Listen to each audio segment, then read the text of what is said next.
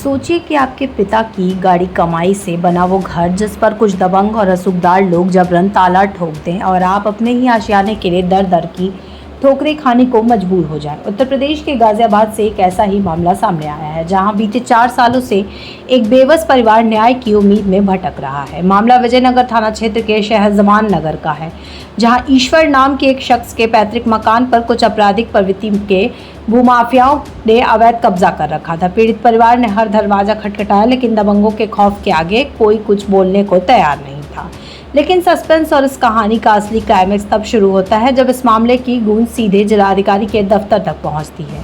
भूमाफियाओं को लगा था कि हर बार की तरह इस बार भी वे बच निकलेंगे, लेकिन कानून का शिकंजा इतनी खामोशी और मुस्तैदी से कसा गया कि किसी को संभलने का मौका तक नहीं मिला।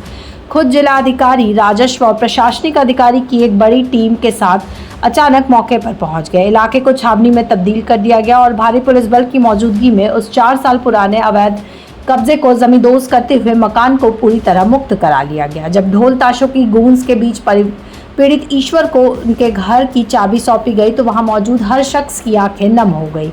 लगातार दूसरी बार गाजियाबाद प्रशासन ने इस तरह की सख्त कार्रवाई करके भूमाफियाओं के सिंडिकेट को हिलाकर रख दिया है। प्रशासन ने साफ और कड़ा संदेश दे दिया है कि गाजियाबाद की धरती पर किसी भी कीमत पर अवैध कब्जा बर्दाश्त नहीं किया जाएगा और अगर किसी ने गरीबों के हक पर आंख उठाई तो उसका अंजाम बहुत बुरा होने वाला है।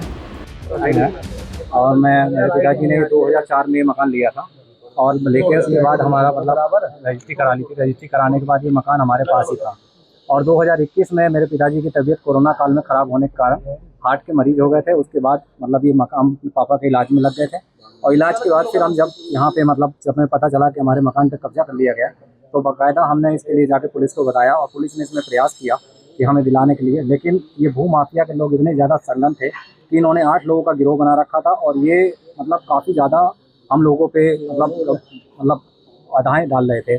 और उसके बाद जैसे ही हमें ये पता चलता है कि ताज मोहम्मद ने एक केस में और भी किसी महिला के साथ मतलब उसके मकान पे कब्जा किया है तो तुरंत हम जिलाधिकारी महोदय से मिले और उन्हें हमने बताया अपने बारे में कि सर हमारे मकान पे ये वही व्यक्ति है और इसके सारे गिरोह लोगों ने मेरे कब्जा कर रखा है।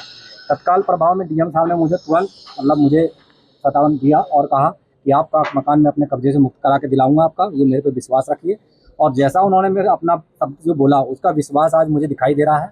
और आज मंगलवार के दिन मैं इन्हें एक मंगलवार में हनुमान जी के रूप में ही मानता हूँ, क्योंकि मुख्यमंत्री सीएम साहब के बाद जिलाधिकारी जी का ये जो मुझे एक आज न्याय मिला है, इसके लिए मैं हमेशा सरकार का धन्यवाद दूँगा और जिलाधिकारी जी को भी बहुत बहुत धन्यवाद दूँगा। और आप सभी मीडिया बंधुओं को भी मैं बहुत बहुत धन्यवाद देता हूँ कि आप आज मुझे 5 साल बाद मेरे को न्याय मिल गया और सरकार के रहते हुए मुझे उम्मीद है कि गाजियाबाद में कोई भी भूमाफिया किसी के ऊपर कब्जा नहीं कर पाएगा और कोई भी भूमाफिया आगे से कोई ऐसी गलती नहीं कर पाएगा कि किसी गरीब के साथ शोषण। अच्छा, परिवार में कौन कौन है पिताजी? आपके परिवार में मैं सबसे बड़ा हूँ। मैं फिर परिवार का जिम्मेदारी मेरे ऊपर ज़्यादा है क्योंकि मैं पिछले 5 साल से डिस्टर्ब भी बहुत ज़्यादा रहा हूँ, क्योंकि मेरे साथ बहुत सारी घटनाएं ऐसी हो सकती हैं जो मैं बता नहीं सकता आपके बीच में।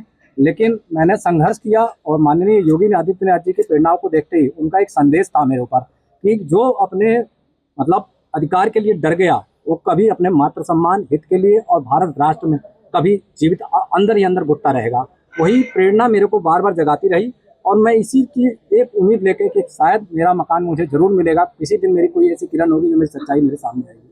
उसी सच्चाई की एक आड़ में मैं अपने आप को बचाता हुआ धीरे देखते देखते प्रयास करता रहा। पुलिस ने भी अपना सहयोग किया। पुलिस भी जब भी उसको पकड़ने की कोशिश करती थी अक्सर वो भाग जाता था। ये एक सरगना था जो कि मतलब पकड़ में नहीं आ पाता था। कोई एक व्यक्ति गायब हो जाता था, कभी कोई गायब हो जाता था। तो उसके बाद भी लेकिन जब जिलाधिकारी जी के पास मैंने ये सूचना देखी कि हाँ ताज मोहम्मद अब गिरफ्तार होने वाला है या उसने चंचल के साथ ऐसा किया, तो मुझे कहीं ना कहीं मेरी किरण जग गई थी कि मुझे भी मतलब न्याय मिलेगा। मैंने तुरंत 4 तारीख को डीएम साहब से संपर्क किया और संपर्क करने के बाद डीएम साहब को मैंने अपनी बाधाएं बताई और अपनी सारी बातें बताने के बाद डीएम साहब ने मुझे आश्वासन दे दिया था कि आपका कब्जा हम दिला के रहेंगे।